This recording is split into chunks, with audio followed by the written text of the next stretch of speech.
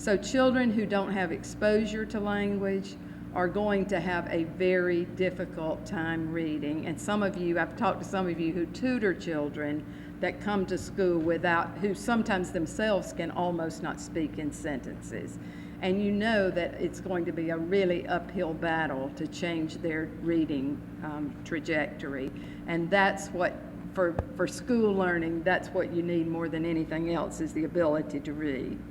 So it's not hard to extrapolate that children without early learning, without experiences in learning lots of words, will not be good readers. Children who are exposed to high stress environments because of poverty, abuse, neglect, or maternal depression, or who lack stable relationships, have poor nutrition, or lack access to early learning opportunities, face an increased likelihood of school failure, of unemployment later, and of dependence on social welfare. The failure results in significant public costs, and you know what those are in terms of remedial services, criminal justice, and others. The most vulnerable children stand to benefit the most, and I think this is the good news about putting programs in place that address the needs of vulnerable children. Children who need it the most learn the most because they have the most to learn. And so programs that are focused on meeting their needs actually work.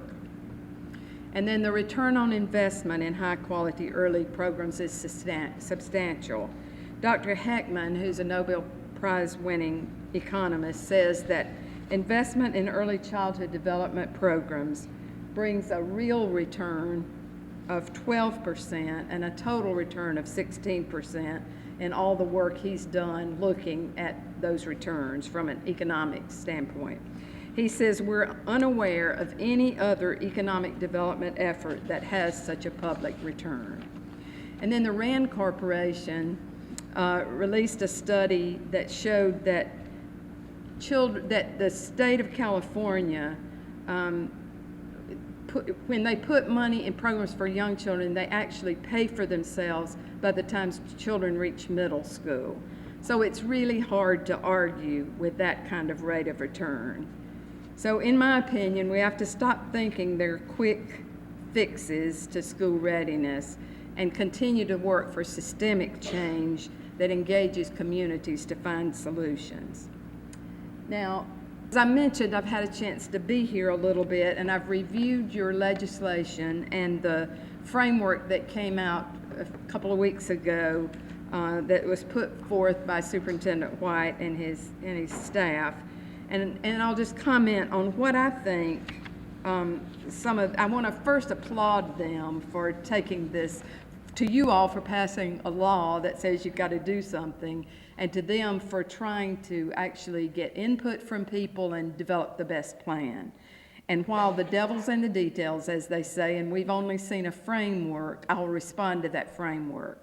So I applaud the stated commitment to provide young children with high-quality programming and ensure equal access to high-quality programs for children with risk factors, including children with disabilities, English language learners, regardless of the setting. That's a noble, noble cause. And then I applaud the commitment to coordination and partnership. That's what we've been talking about. I like the idea of a pilot learning year, and this was something we encouraged with our little bit of technical assistance, as well as a 3-year period for improvements before programs are actually graded with those letter grades. The opportunity to learn from policy decisions needs to happen before things are permanently in place and before you start making high-stakes decisions about programs. I like the idea of a clear career pathway for early childhood professionals to expand their skills and credentials. I've seen in my state that teachers want to improve their skills, and given the right support and opportunities, they will take advantage of that. So I like that a lot. And then I very much appreciate that it calls for giving families informed choices and supporting them. The example was given of a common application so they don't have to figure out different applications for different things. That's very friendly for families. I also like focusing on family communication and engagement. That's really part of anything you do with little children. And then I fully agree with the idea of holding programs accountable once they have the support necessary to deliver high-quality services. But you do have to have resources and support to make that happen. And then I just want to call for caution in a few areas, and these are just please know these are just my opinions, but from, sort of from what I've seen from where I've been. One is I call for caution on assessment, and I know you all know that it's not appropriate to test children in the ways that older children can be tested once they are at a more abstract level of thinking. Little children are concrete, and you know that if you spend much time around them. They take everything you say very literally, and that's how their brains are wired, and they're about in the 2nd or 3rd grade before they start to think on a more concrete level. So you have to assess children in all their areas of learning, not just on the cognitive level, if you really want to know if they're going to be ready for school. So you need to know how they're doing physically, cognitively, language-wise, social-emotional, and then what is their approach to learning. For young children, sometimes their overall approach to learning, are they eager learners, are they excited about what you're saying and doing, that may be more of an indicator of their ability than being able to count to 20. I mentioned this earlier, but supporting a diverse delivery system in early education may best meet the needs of diverse families. We learned, and many other states have learned, that it's the quality of the program, not the setting. It can be a Head Start program, a child care program or home, or a public school program. It's what happens in that place that makes the difference.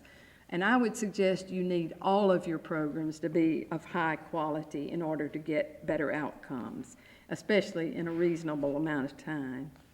And then the framework also calls for a rating system, and I just want to raise this issue that you have a great rating system already in place, and I don't know how that will be a part of the new system, but if I'm asked at the national level, where is there a good rating system we can look at? There are 2 states I underscore, and one of them is yours.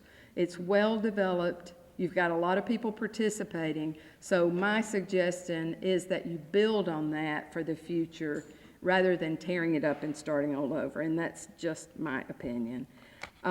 If you need to add some higher standards in that rating system, then do that. But once teachers get accustomed to a system and you start changing it all up, it's really hard for them, given their limited resources and other things.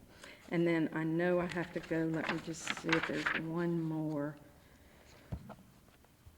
Oh, yes, this was probably the one that's dearest to me. But what we found in my state when we put our pre-K4 program in place, that it had unintended consequences for babies and toddlers, because as you focus more of the funding in one particular area, and especially if you take those children out of the settings they're currently being served in, it has an unintended consequence on the babies. Babies are the most expensive of any cohort that you serve, and you have to make sure that as you build a system, you're looking at those consequences before they happen. So that's and I'll just close that by saying I think you have amazing opportunity ahead of you, and I'll be so excited to watch. I think the future is bright for children in Louisiana. Thank you.